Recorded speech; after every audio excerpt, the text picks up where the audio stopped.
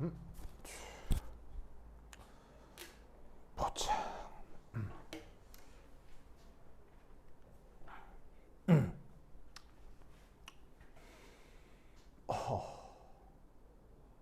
자, 앞서 저 예제 7에서 저렇게 가지에 가지가 또 붙어 있는 경우에 대한 이름 붙이는 방식에 대한 걸 한번 살펴봤죠. 근데 이게 한 가지 방식이 더 있어요. 자, 어떤 방식이 있느냐? 자, 아무래도 1970년대는 최근이에요. 좀 옛날이에요. 좀 옛날이죠? 좀 옛날이죠. 그래서 이 녀석의 이름을 부를 때 어떤 방식이 있냐면요. 이런 방식이 있을 수 있습니다. 자, 요 부분, 자, 다 지울게요. 여기까지 이해했죠? 다 이해했죠? 자, 지웁니다. 네,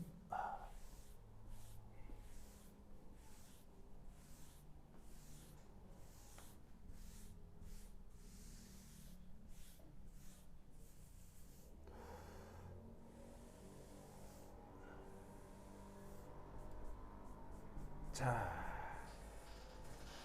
다른 건 똑같은데 요즘 방식은 어떻게 바뀌었느냐?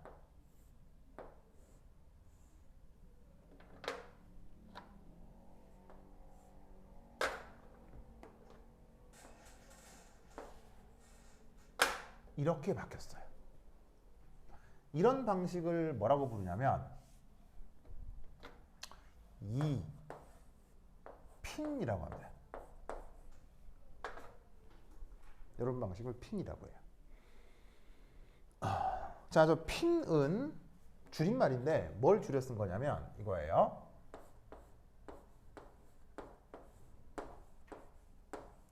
preferred IUPAC name 이걸 줄여 쓴 겁니다. 자, IUPAC이라는 기관이 뭐라고 그랬어요? 저번 시간에. 바로 저기에 있는 유기분자의 이름 같은 것들을 결정하는 그 세계 비영리 단체라고 했죠. 그래서 이런 논리 구조를 정하는 단체예요. 그래서 프리퍼드가 뭐예요? 프리퍼가 우리말로 번역하면 더 선호하는 이런 뜻이죠. 그래서 아유팩에서 더 좋아하는 이름이란 뜻이에요. 직역하면. 이게 의미상 어떤 이름이다? 최신 이름이에요.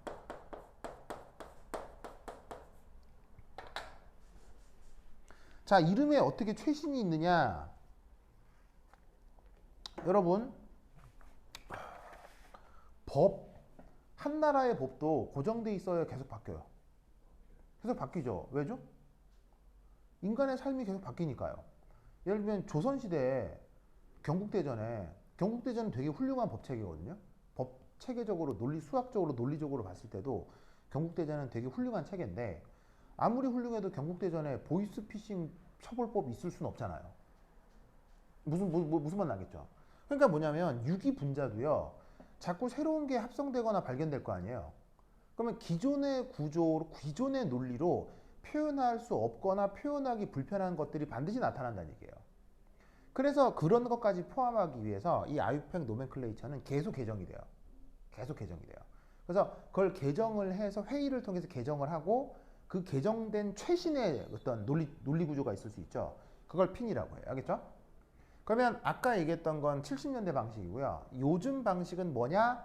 바로 이겁니다.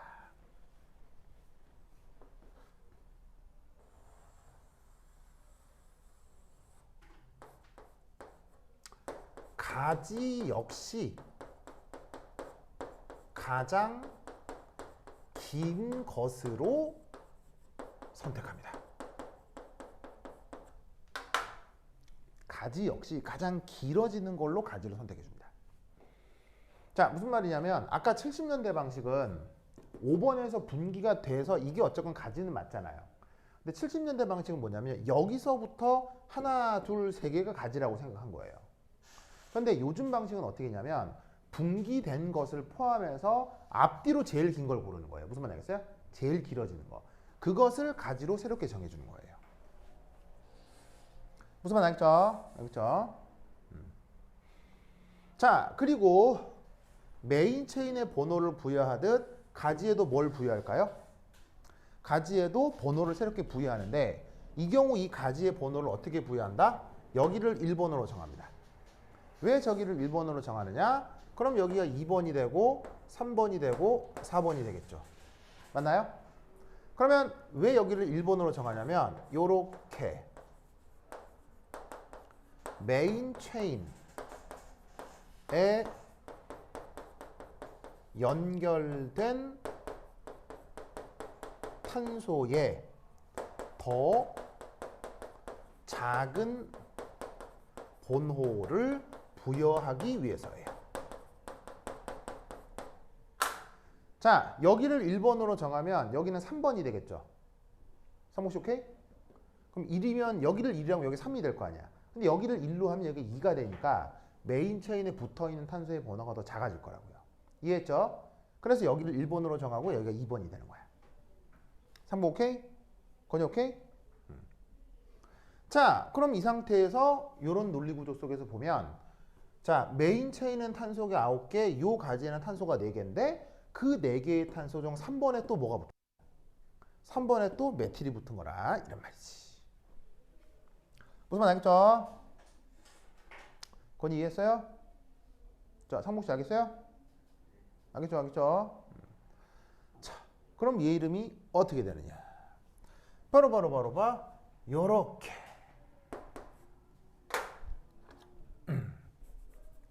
좀 밑에 쓸까?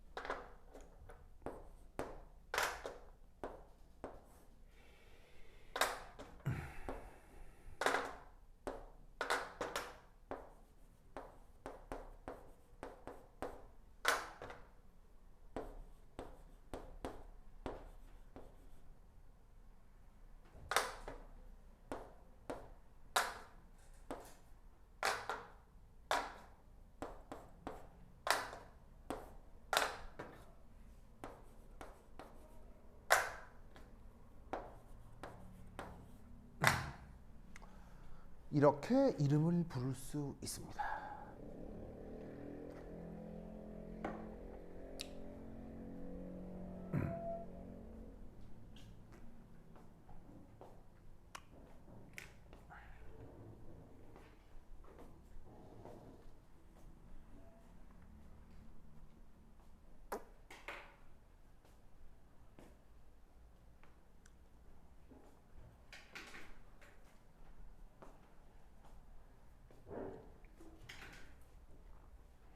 자, 쓰시고 어떤 논리 구조가 숨어 있는지 설명을 드리겠습니다.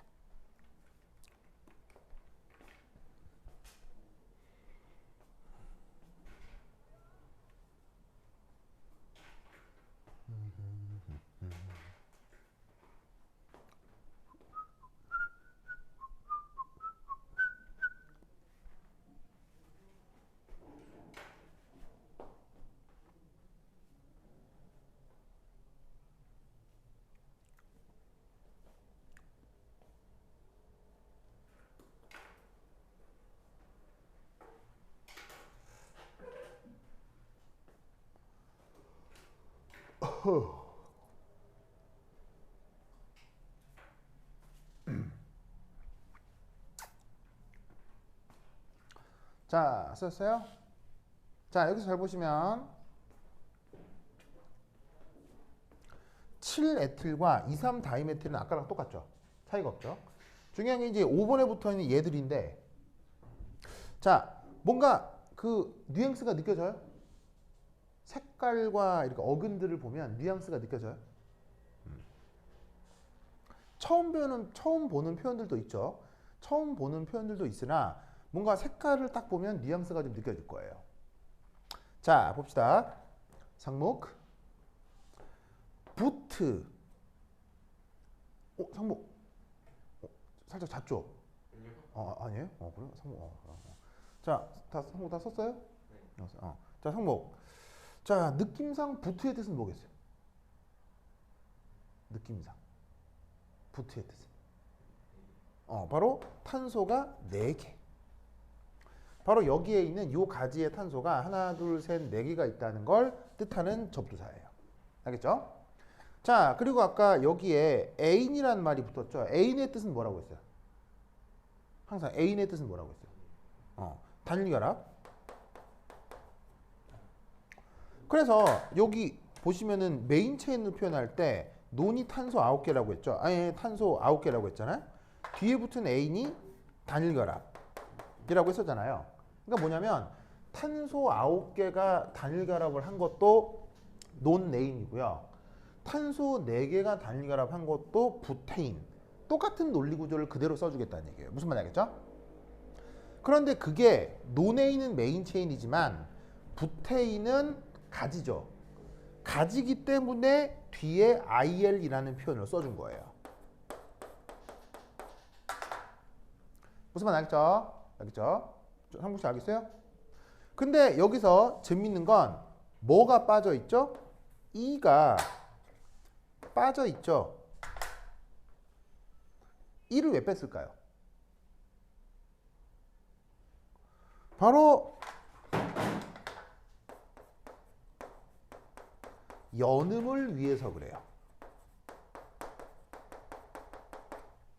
자, 연음이라고 알죠? 붙여서 발음하는 거. 영어는 특히나 연음이 강하죠? 그럼 생각해봐. 만약에 여기가 이렇게 발음을 한다고 쳐봐. 부테인이라고 쓰고 요렇게. 그러면 이걸 발음을 어떻게 해야 되겠어? 부테인일 이렇게 발음을 해야 되겠지. 부테인일. 근데 이렇게 발음을 하는 거와 이를 빼버리고 부테인일이라고 발음을 하는 것 중에 어디가 혀가 편해? 이쪽이 편하지. 그래서 연음 때문에 이런 경우 이를 빼주는 거예요. 삼목씨, 오케이? 그래서 어떻게 된다? 탄소 9개가 메인 체인인데 탄소 4개가 단일결합하는 게 가지로 붙었다라는 표현이에요. 어디에? 탄소 9개의 5번째. 무슨 말 알겠죠? 그래서 주사슬의 5번에 탄소 4개짜리가 단일결합했는데 그게 가지로 붙었다라는 표현이 부테인일이에요. 그런데 이때 2번은 뭐겠어요? 2번은 그게 메인 체인의 5번이랑 결합하고 있는 부테인의 탄소 번호를 또 표시를 해주는 거죠. 무슨 말 알겠죠? 이해했죠? 그래서 얘는 부테인의 2번 탄소가 논에인의 5번에 붙어서 가지가 됐다 라는 뜻이에요. 그리고 이때 부테인의 3번에 또 뭐가 붙어 있어요? 부테인의 3번에 메틸이 또 붙어 있죠. 그걸 이렇게 표기를 하는 거죠. 그럼 앞서 얘기했던 것처럼 보시다시피 3이라는 번호와 5번은 체계가 같았었어요? 체계가 달라졌어요? 체계가 다르죠? 그래서 뭘 썼어요? 또 괄호를 쓴 거라고. 이해했죠? 요 3번은 부테인의 번호 체계고 요 5번은 논에인의 번호 체계라 번호 체계가 다르기 때문에 괄호를 써준 거라 이런 말이죠.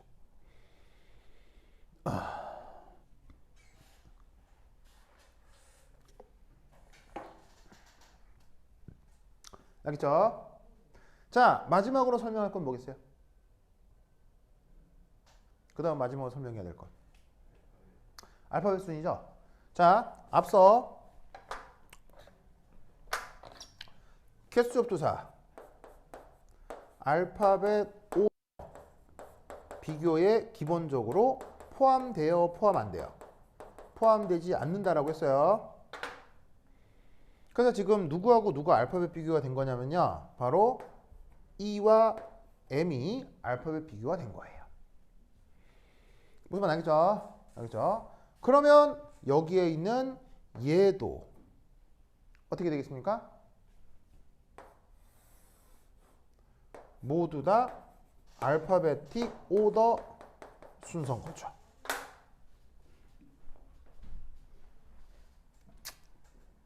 무슨 말 알겠죠? 그러면 M보다 E가 앞서는 건 알겠는데 M하고 M을 어떻게 비교하느냐 라는 거죠. 이건 알파벳 순서를 어떻게 비교할까요? 바로 같아졌죠? 그러면 그 다음 자리를 보는 거예요. 알겠죠? 오, 또 같아졌네요. 그 다음 자리를 보는 거예요.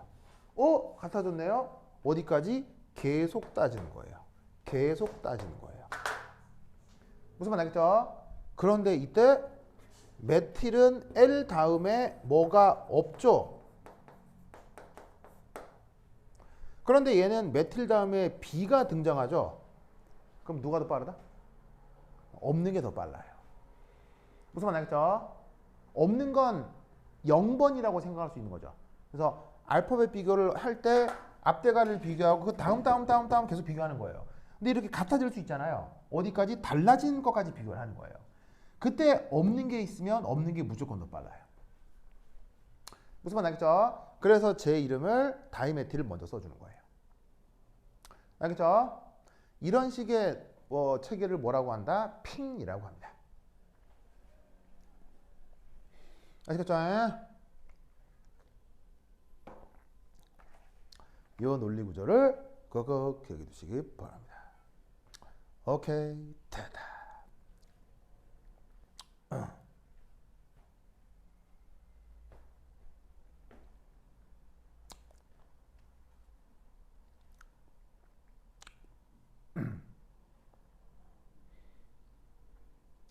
자, 그 다음 한번 봅시다. 자, 이렇게 알케인의 노멘클레이처 이렇게 생각을 해주시면 되겠어요. 됐죠? 자, 이제 그 다음 뭐 해볼 거냐. 자, 여기 줄게요. 여기 줄나이? 여기 줄나? 여기 줄나? 줄게요. 줄게요. 우이씨.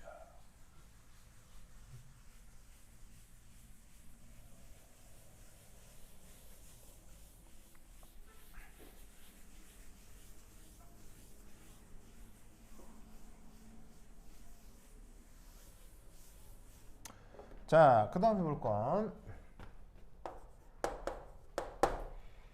지금 하고 있는 게 알케인이죠?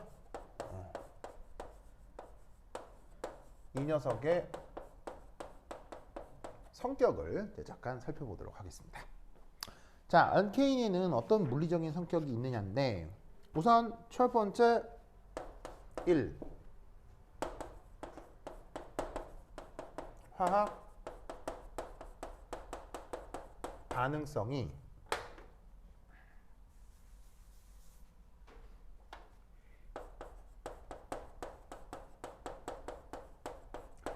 극도로 작습니다.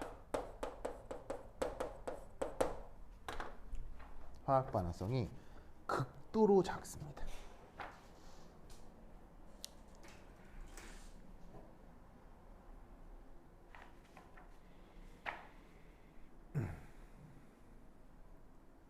자, 이건 왜 그러냐면 알케인의 기본 분자식이 어떻게 된다고 했었죠? 건이야?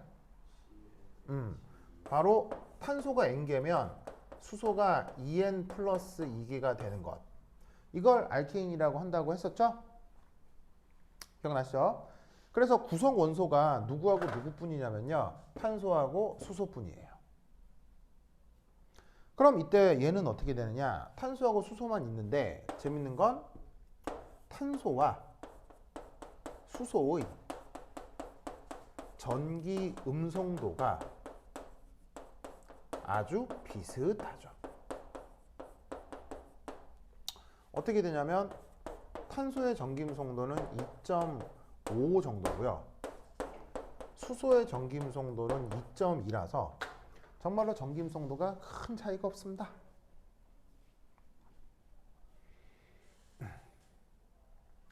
그러다 보니 구조에 무관하게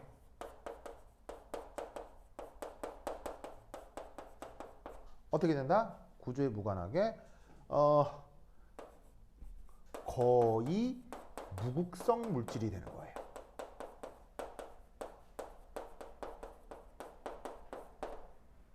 전체적인 구조에 관계가 없이 탄소하고 수소로만 구성됐는데 탄소도 수소도 전자를 좋아하는 성격이 비슷하기 때문에 어느 쪽으로 특별히 전자가 더 쏠렸다 아니다가 거의 구분이 없어요.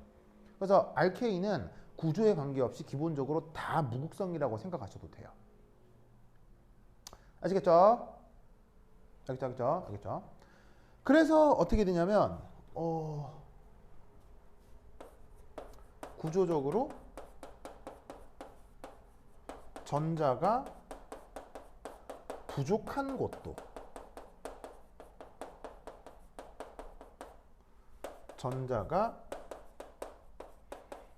충분한 곳도 없다는 얘기예요.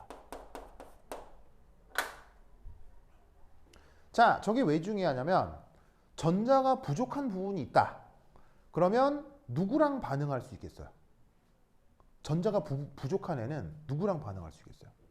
전자가 많은 애랑 반응할 수 있겠죠. 서로 반대 성격인 것들끼리 주고받으면서 반응이 가능하다고요. 혹은 전자가 충분하다. 그럼 누구랑 또 반응할 수 있겠어요? 전자가 부족한 녀석이랑 반응을 할 수 있을 수 있는데 쟤는 어떻게 된다? 어디도 전자가 부족하거나 어디도 전자가 풍부한 곳이 없다는 얘기예요. 왜? 구성 원소가 두 종류 탄소, 수소뿐이고 걔들의 전기 임성도가 비슷하니까. 무슨 말 알겠죠? 무슨 말 알겠죠? 알겠죠? 그래서 어떻게 된다? 화학 반응성이 극도로 작습니다. 극도로 작습니다.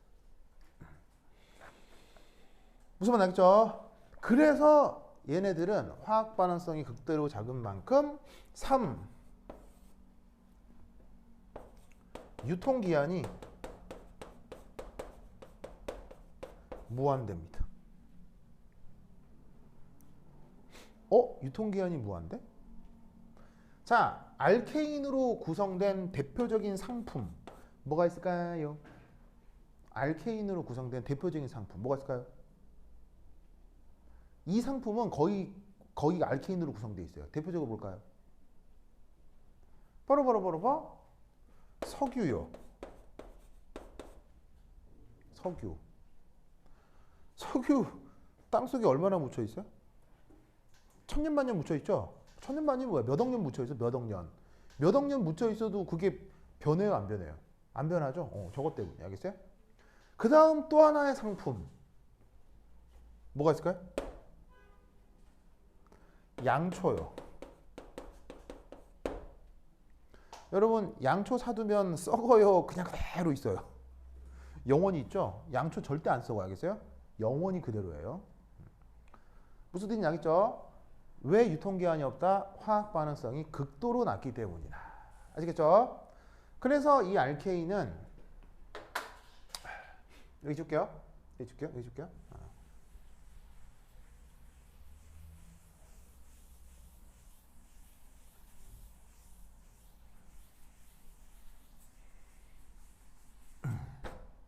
그래서 두 번째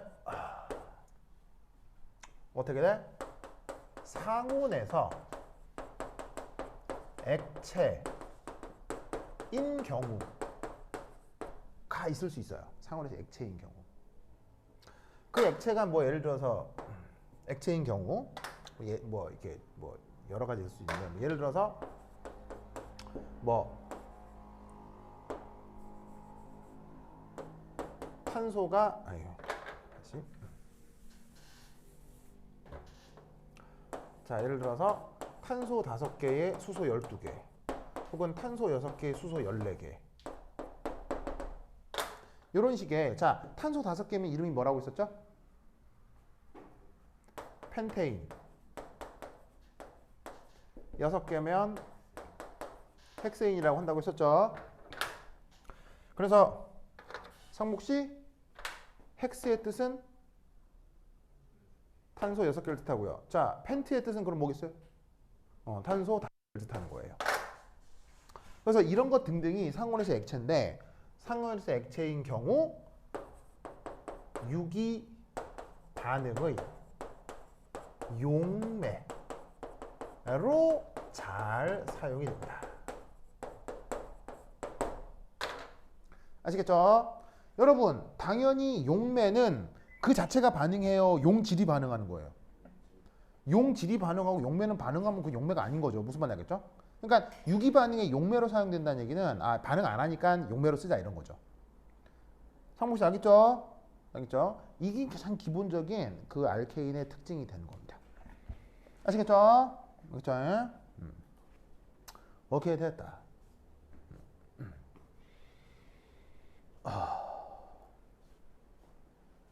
그래서 이때 재밌는 건 성격.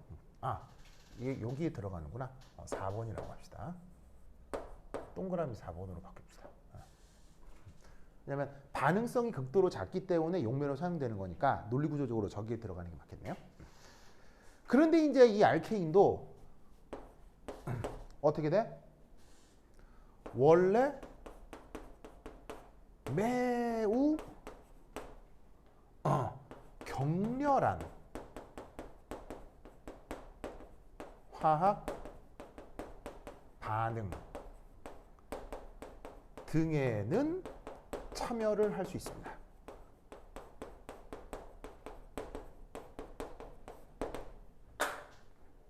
자, 무슨 말이냐면 기본적으로 저기에 있는 알케인은 반응성이 크다 그랬어요, 작다 그랬어요?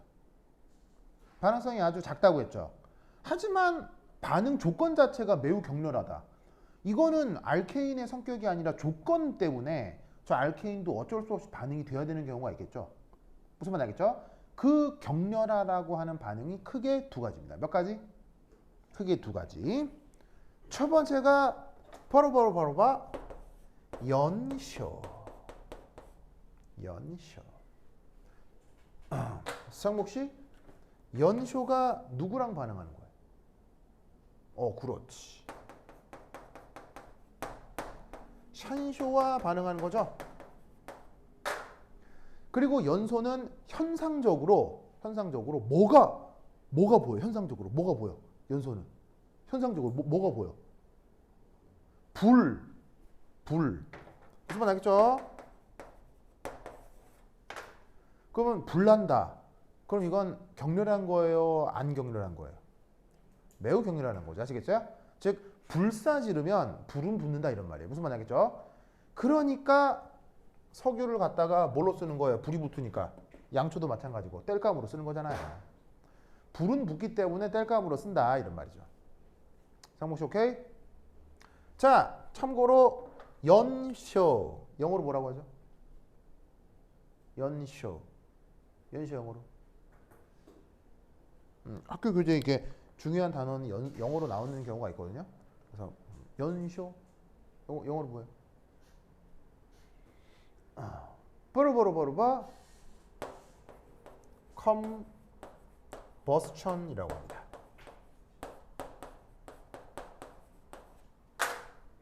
그래서 불사 지르면 불은 붙는다.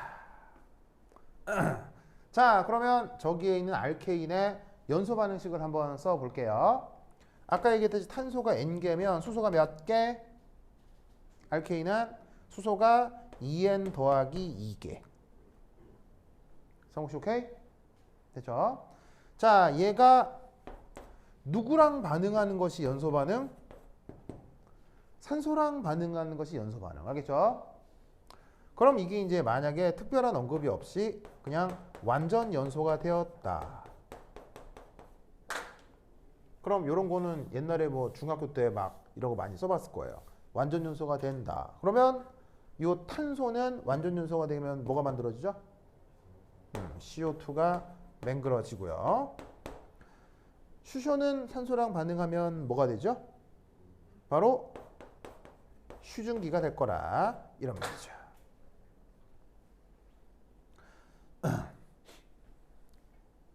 상무씨 됐죠? 그러면 이때 여기에서 양변에 뭘 맞춰볼까요?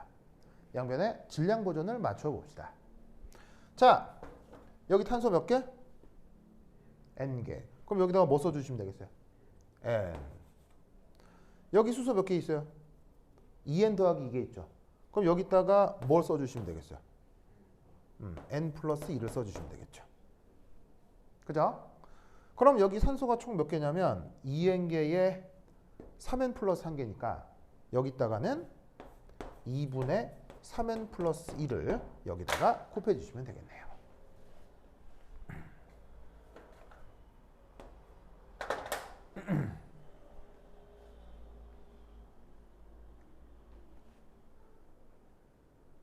됐죠? 됐죠? 오케이, 됐다.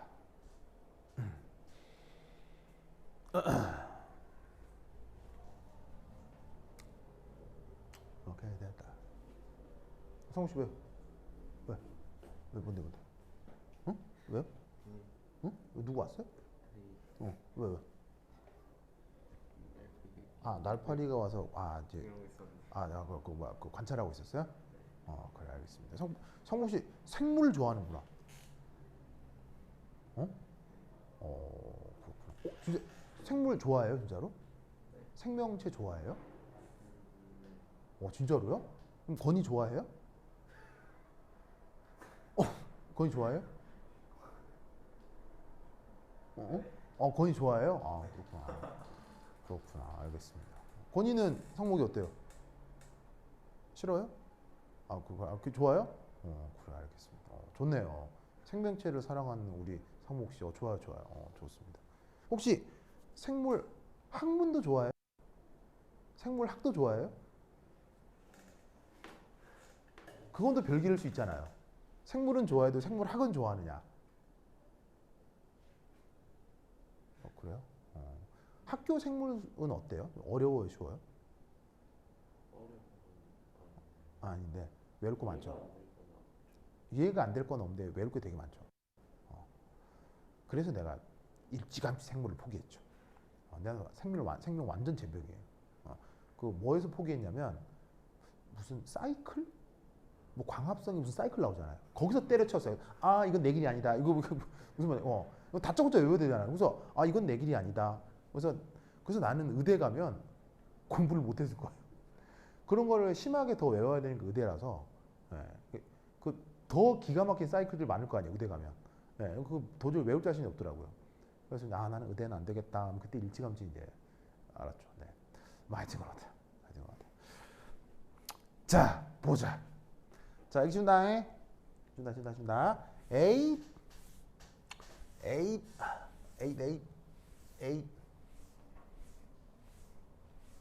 싹.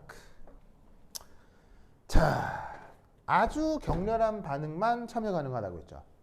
그러면 아주 격렬한 반응 중 하나가 뭐가 있느냐? 빠르바르바르바 짜잔.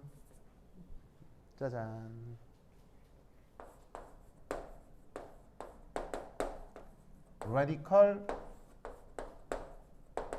chain reaction이라고 하는 것이 있습니다. radical chain reaction. 자 여기 보시면 radical이라고 쓰고요. 번역이 있을까요 없을까요?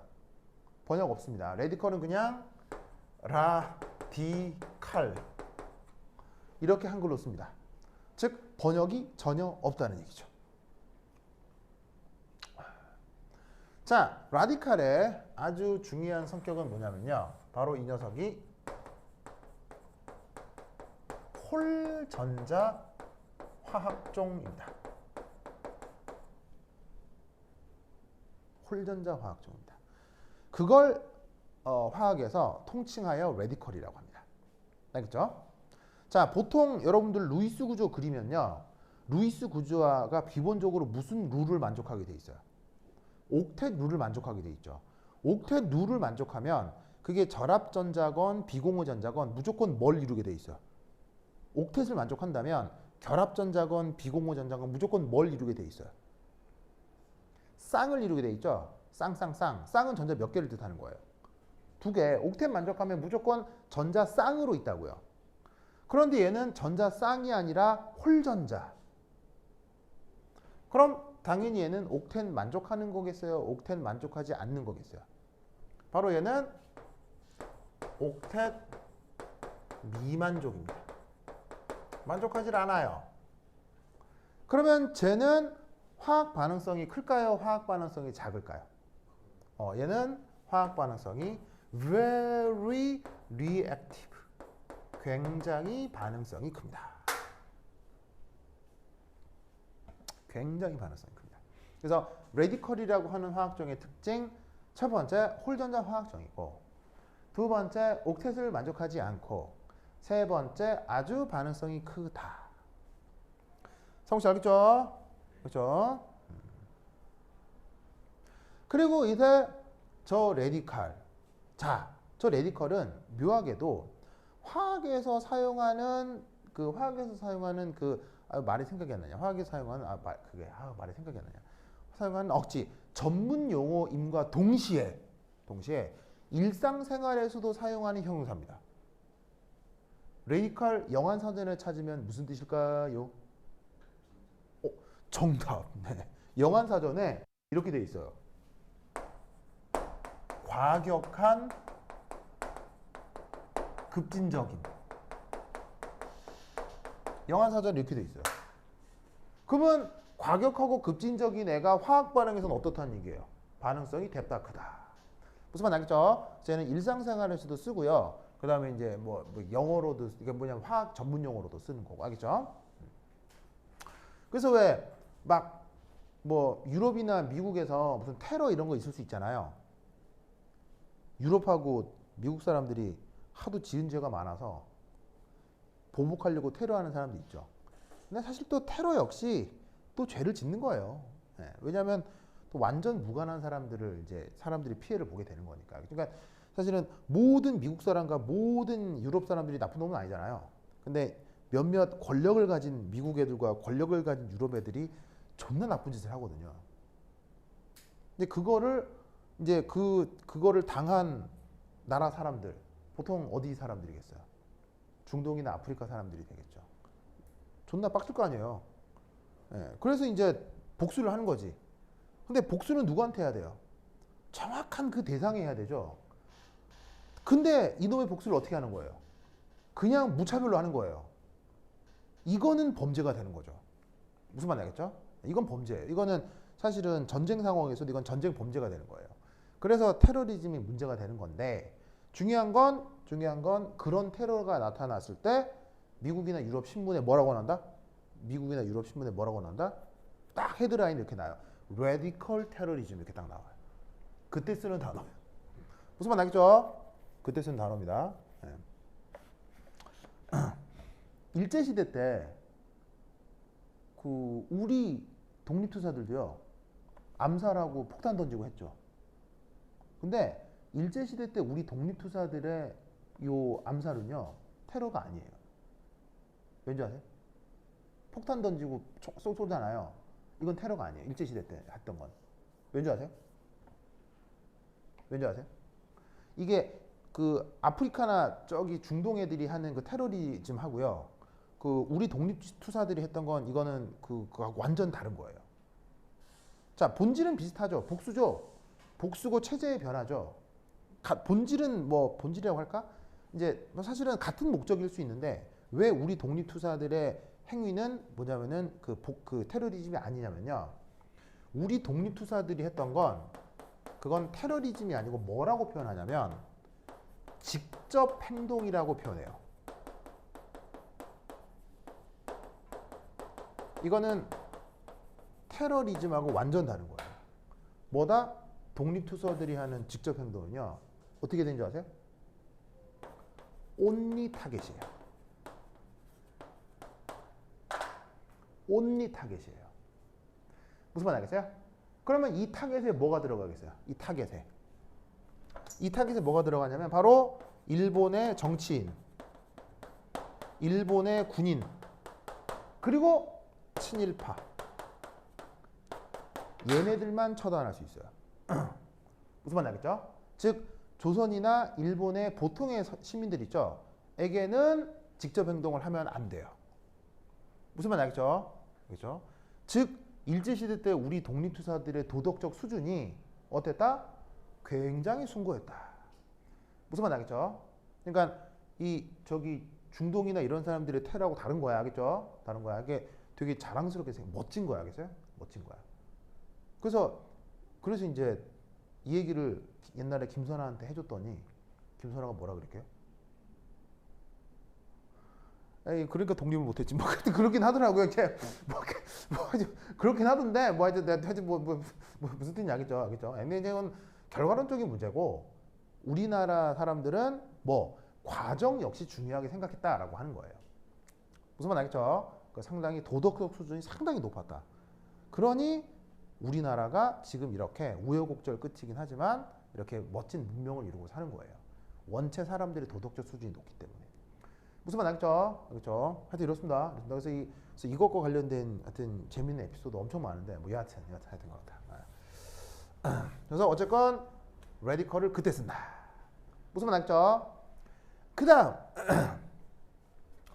체인 이걸 이제 우리말로 연쇄 이렇게 번역하는데 요거의 뜻은 뭐냐면 꼬리에 꼬리를 무는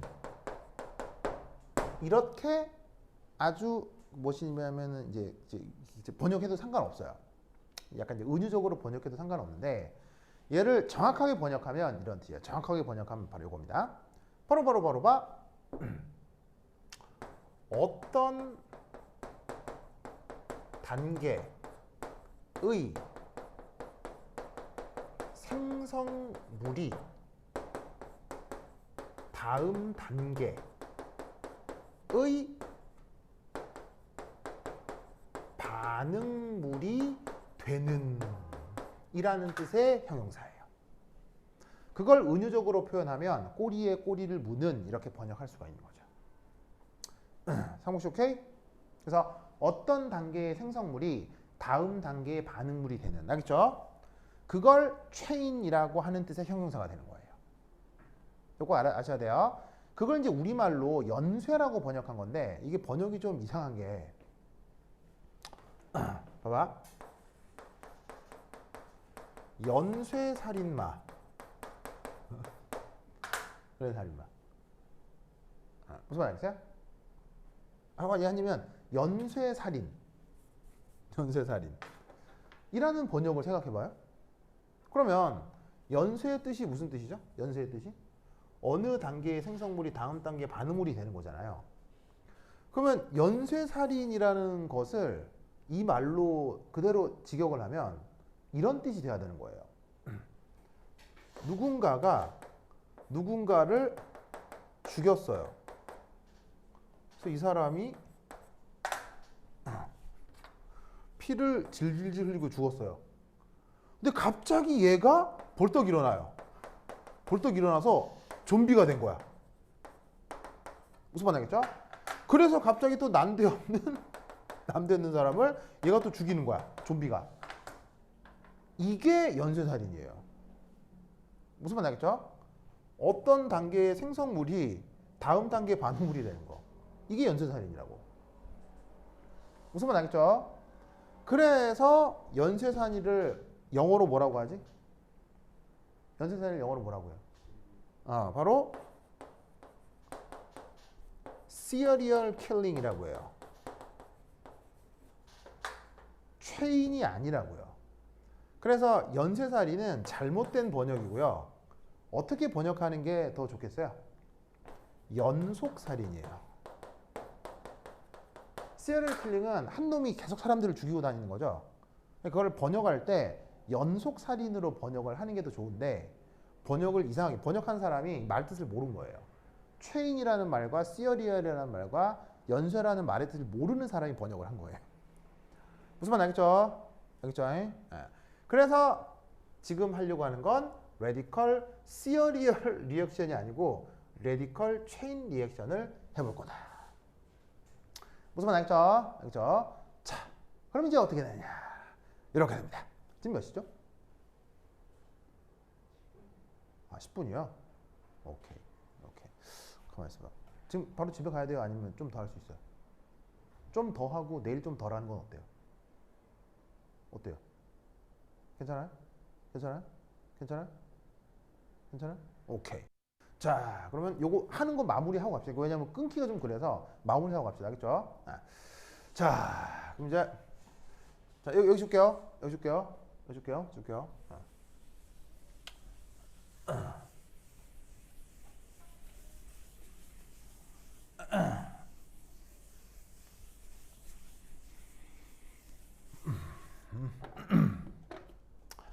자, 두 번째 자,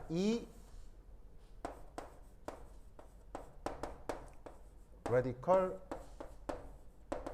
chain reaction. 자, 첫 번째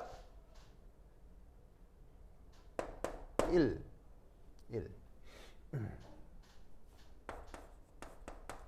반응 K요. 반응 K요. 자, 어떻게 되는 게 레디컬 체인 리액션이냐? 바로 봐. 예를 들어 짜잔. 이런 물질이 하나 있다고 칩시다. 자, 상목 씨, 얘 이름은 뭐라고 부르면 될까요?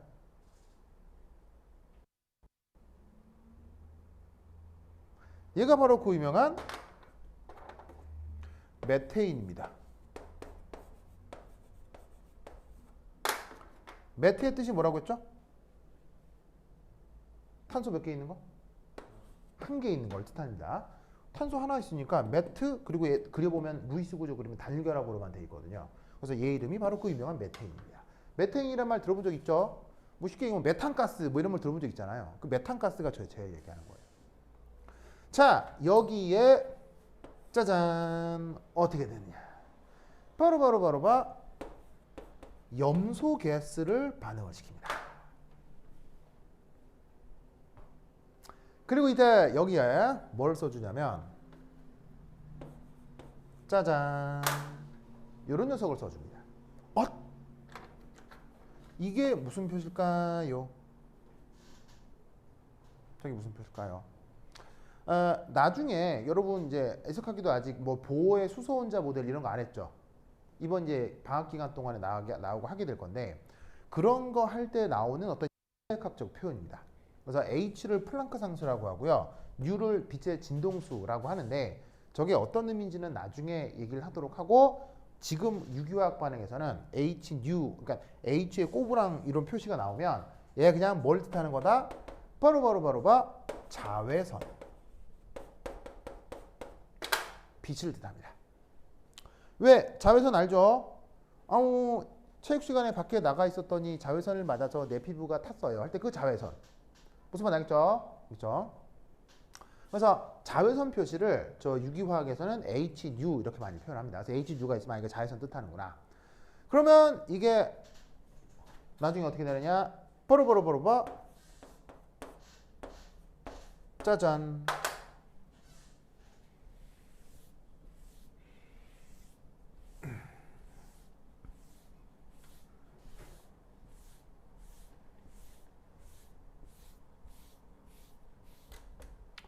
자, 이런 놈이 만들어집니다. 그런데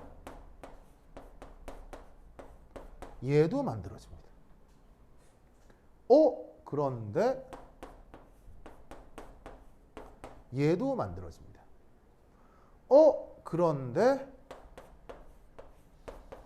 얘도 만들어지고요.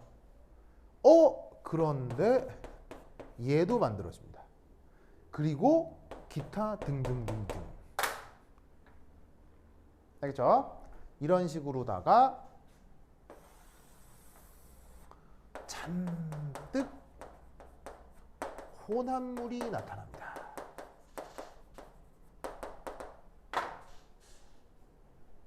이런 반응을 뭐라고 부른다? Radical Chain Reaction이라고 해요.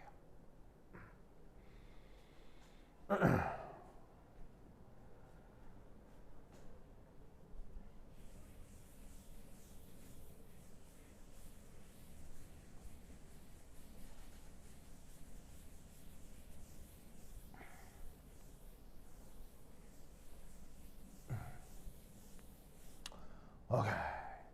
됐죠? 그러면 이때 여기에서 이 반응에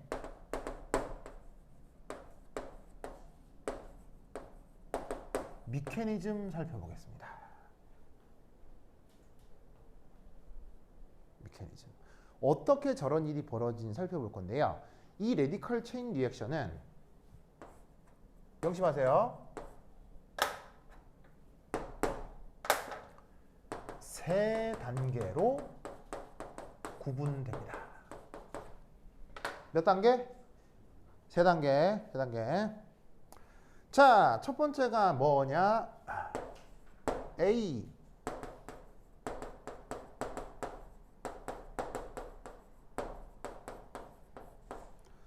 영어 표현으로는 initiation step이라고 하고요. 우리말 번역은 개시 단계라고 합니다. 개시 단계. 자, 이 녀석은 뭐냐면 레디컬의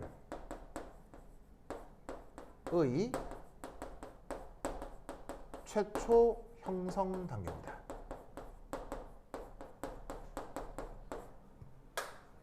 레디컬이 처음 만들어지는 단계를 그걸 뭐라고? 이니시에이션 스텝이라고 합니다. 아시겠죠?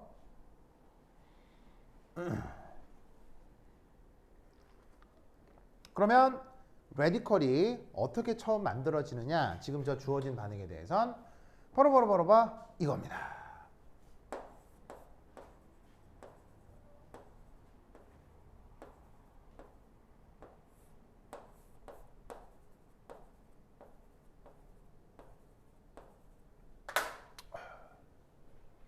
자, 바로 CL2의 루이스 구조를 그린 겁니다. CL2의 루이스 구조가 이렇다는 건 알죠? 상무 씨 오케이? 근데 이때 재밌게도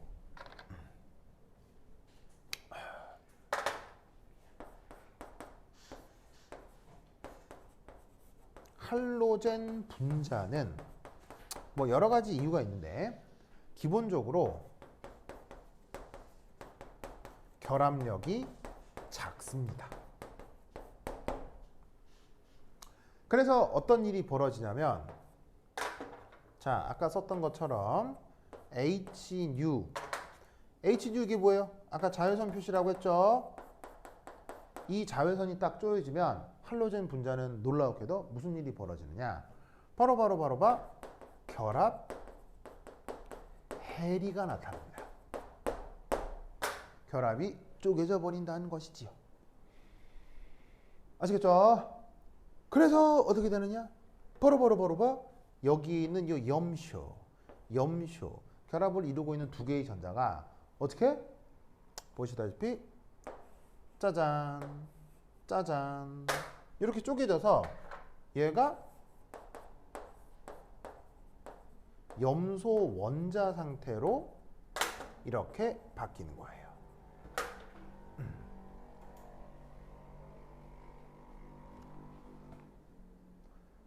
사무실 알겠어요? 파란 전자끼리 결합하고 있었죠. 그게 이런 식으로 결합 헬이란 짜잔 커팅이 된다는 얘기예요.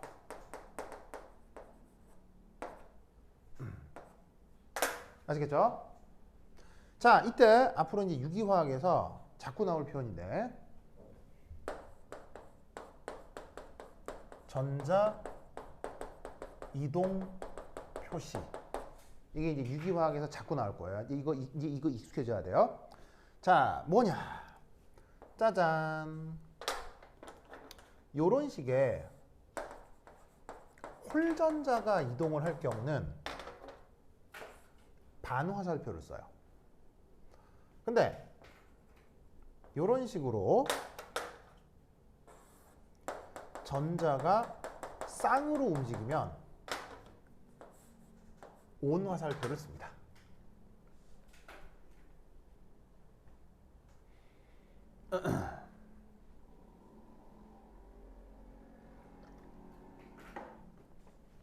아시겠죠? 자, 뭔 말이냐면 결합을 이루고 있던 두 전자가 하나씩 따로 움직인 거예요. 그러니까 홀전자가 움직인 거고 홀전자가 움직인 거죠. 그래서 화살표를 온화살표를 쓴 게 아니고 이렇게 반화살표를 쓰고 있는 거라고요. 알겠죠? 앞으로 유기화학에서 전자 이동을 저런 식으로 표현한다. 자, 그럼 보시다시피 개시 단계에서 없던 레디컬이 생겼죠? 그래서 얘를 레디컬의 최초 형성 단계라고 얘기하는 거예요. 됐죠? 그 다음 B는 뭐냐면 바로 프로파게이션 스텝스라고 합니다. 자, 첫 번째는 그 이니시에이션 스텝이라고 했죠. 개시 단계라고 했죠. 자, 두 번째 프로파게이션 스텝은 뭐로 번역할까요? 이 말을 뭐로 번역할까요? 전파라고 번역합니다. 전파. 그래서 우리말로 전파 단계라고 번역합니다. 자, 근데 이때 여기서 중요한 건 프로파게이션 스텝 스라고 되어 있죠. 이 말이 무슨 뜻이겠어요? 여러 가지가 있다는 거죠. 복수로 쓰여 있다. 이니시에이션 스텝은 한 가지거든요. 근데 프로파게이션 스텝은 여러 가지예요. 그래서 스텝 스라고 쓴 겁니다. 아시겠죠? 자, 그럼 이때 어떤 일이 벌어지느냐? 요렇게.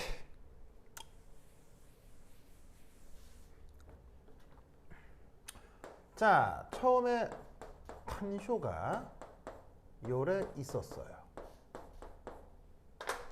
여기에 탄소하고 수소 사이에 결합전자가 있죠? 여기에 누가 달려드냐면 염소 원자 레디컬이 접근합니다. 자, 아까 얘기했을 때 아까 뭐라고 했냐면 요렇게 뭐가 있어요? 홀전자가 있는 거. 이걸 뭐라고 한다고 했었죠? 요런 걸 레디컬이라고 하는 거예요. 이게 여기에 달려드는 거예요. 그러면 저 레디컬은 어떻게 하느냐? 묻고 따지지도 않고 바로 여기에 있는 수소 하나를 떼어냅니다. 떼어냅니다.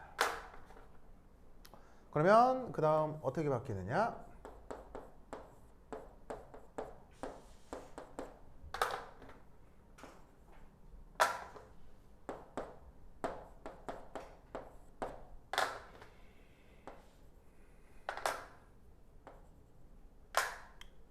이렇게 됩니다.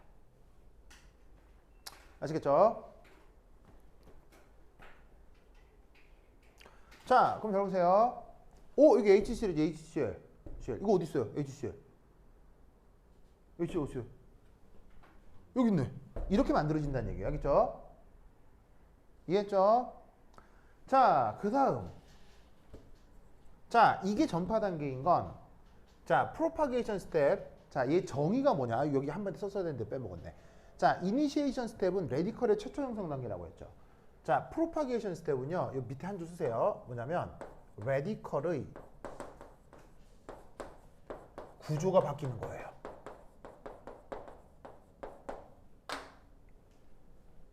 뭔 말이냐면 요 단계 전에는 이게 레디컬이었죠. 근데 반응을 해버리고 나면 레디컬이 요 놈으로 바뀌는 거예요.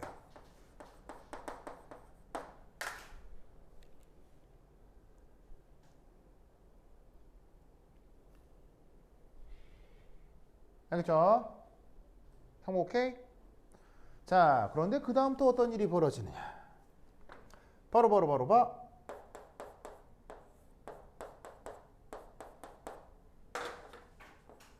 요 놈이 짜잔, 아직 레디컬이 되지 않은 염소 분자랑 이렇게 반응할 수가 있어요. 아시겠죠? 그러면 그 다음 어떻게 되느냐?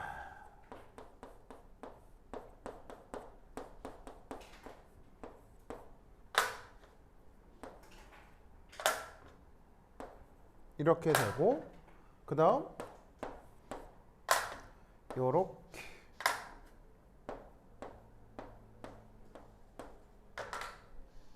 아시겠죠? 오! 이거 어디 있어요? 요거 어디 있어요? 이게 이거라고요. 무슨 말 알겠죠? 이거라고요. 자, 그럼 이걸로 끝나느냐? 아니요.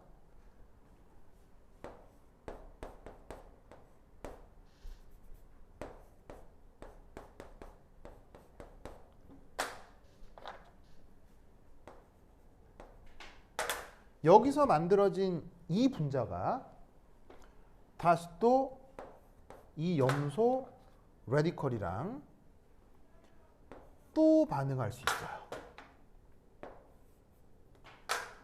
그러면 그 다음 어떻게?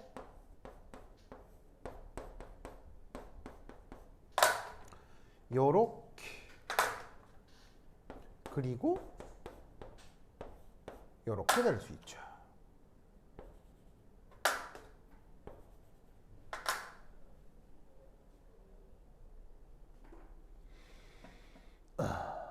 됐죠? 상식 오케이? 그리고 나면 또 어떻게 될 수 있냐면요.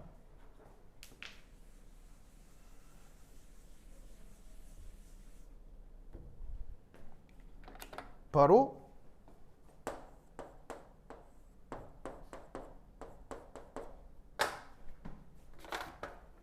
요 레디컬이, 자, 귀찮지만 한 번은 이렇게 써봅시다. 아직 반응하지 않는 염소랑 또 이렇게 반응합니다. 그러면 그 다음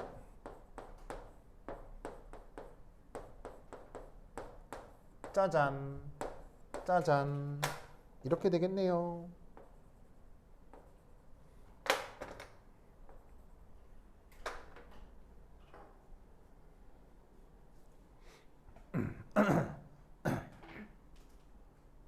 됐죠? 오! 상목씨, 이거 어디 있어요? 이거 어디 있어요? 여기 있네요. 무슨 말 나겠죠? 그렇죠? 자, 그러면 그 다음 더 안 해봐도 되겠죠?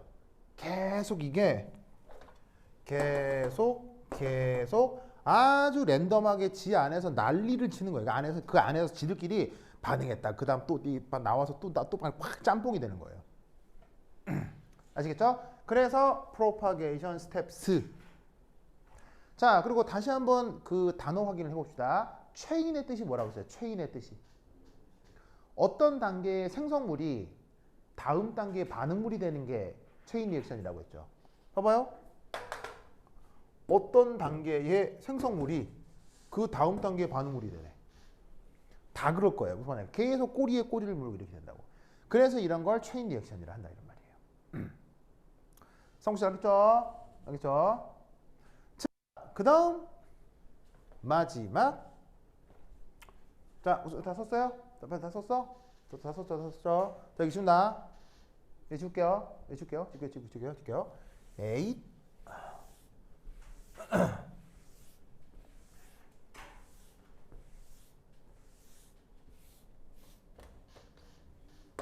C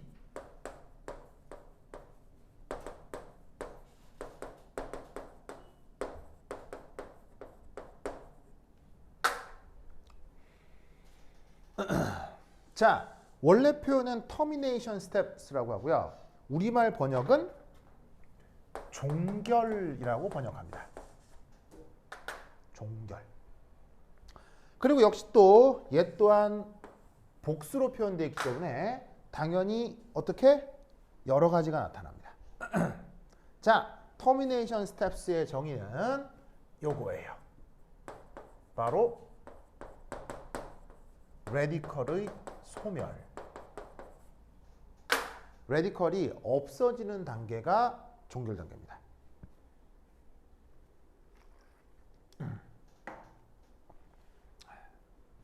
자, 이럴 수 있다는 얘기예요. 예를 들어서 어떤 단계의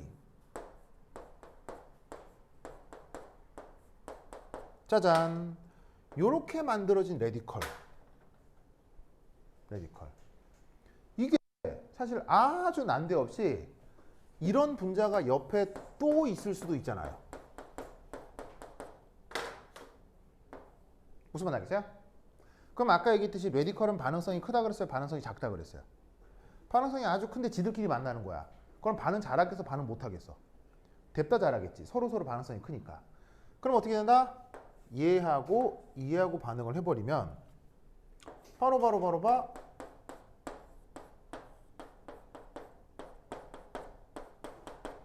짜잔. 완전 생뚱맞은 놈들도 만들어질 수 있어요. 무슨 말 알겠어요? 이게 어디에 있다?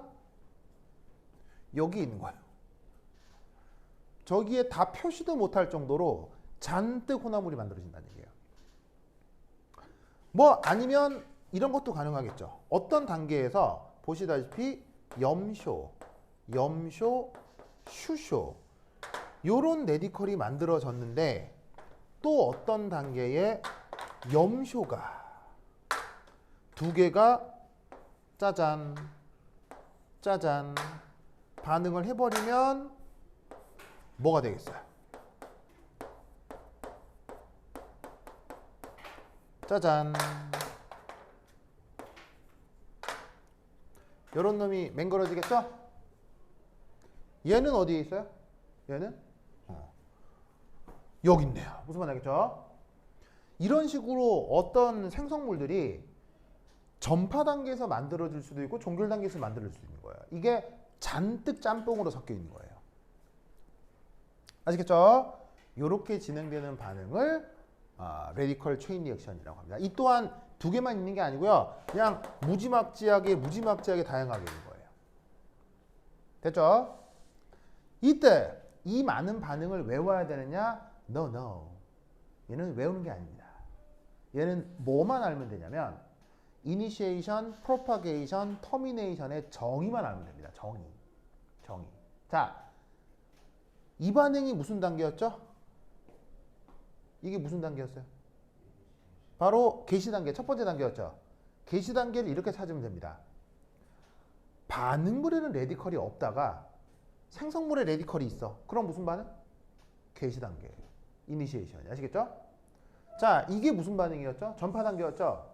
전파 단계는 반응물에도 레디컬이 있고 생성물에도 레디컬이 있으면 이게 전파입니다. 마지막 종결은 어떻게 찾으면 되냐면요. 반응물에 레디컬이 있는데 생성물에 레디컬이 없어요. 그럼 전파예요. 아니, 종결이에요. 이렇게 찾을 수만 있으면 돼요. 알겠죠? 이게 워낙 단계가 많기 때문에 다 외울 수는 없어요. 그냥 써드린 거 정도를 이해할 수 있으면 되고 그 각각의 반응을 개시다, 전파다, 종결이다라고 구분만 할 수 있으면 돼. 성수 알겠죠? 알겠죠? 그리고 얘는 이걸 외워야 돼요.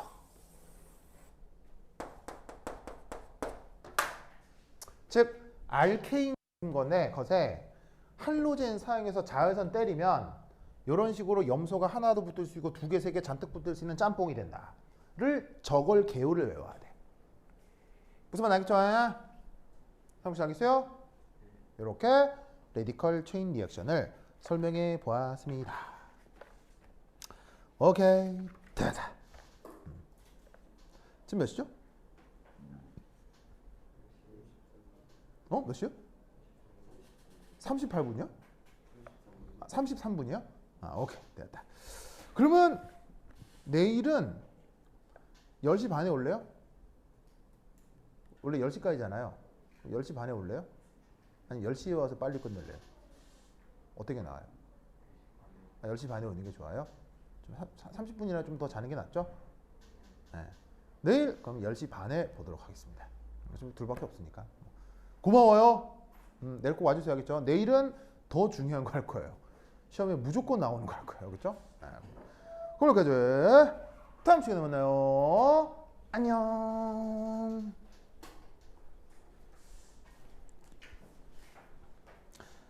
오케이, 이기마쇼.